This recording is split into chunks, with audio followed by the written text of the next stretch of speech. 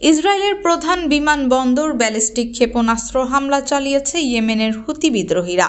এ ঘটনার জেরে হুতি বিদ্রোহী ও তাদের পৃষ্ঠপোষক ইরানের বিরুদ্ধে প্রতিশোধ নেওয়ার অঙ্গীকার করেছেন ইসরায়েলি প্রধানমন্ত্রী বেনিয়ামিন নেতানিয়াহু। তিনি বলেন, আমরা এটা সহ্য করব না, তাদের বিরুদ্ধে কঠোর প্রতিশোধমূলক পদক্ষেপ নেব। সামাজিক যোগাযোগ মাধ্যম টেলিগ্রামে প্রকাশিত ভিডিওতে নেতানিয়াহু জানিয়েছেন, অতীতেও ইরানের সমর্থনপুষ্ট হুতি বিদ্রোহীদের বিরুদ্ধে ব্যবস্থা নিয়েছে ইসরায়েল, ভবিষ্যতেও নেবে। এবারের হামলার প্রতিশোধমূলক পদক্ষেপ এক দফায় নেওয়া হবে না, বরং বেশ কয়েক দফায় নেওয়া হবে। পরবর্তীতে এক্সে দেওয়া পোস্টে নেতানিয়াহু জানিয়েছেন, নিজেদের পছন্দ অনুযায়ী বেছে নেওয়ার সময় ও অবস্থানে ইরানকে জবাব দেবে ইসরায়েল।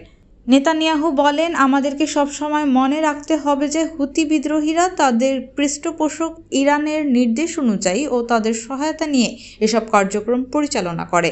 আমরা ইরানকে যথোপযুক্ত সতর্কবার্তা দেব এবং তা দেওয়ার জন্য যা করণীয় তাই করব। তারা জানবে আমরা এ ধরনের কার্যক্রম সহ্য করব না।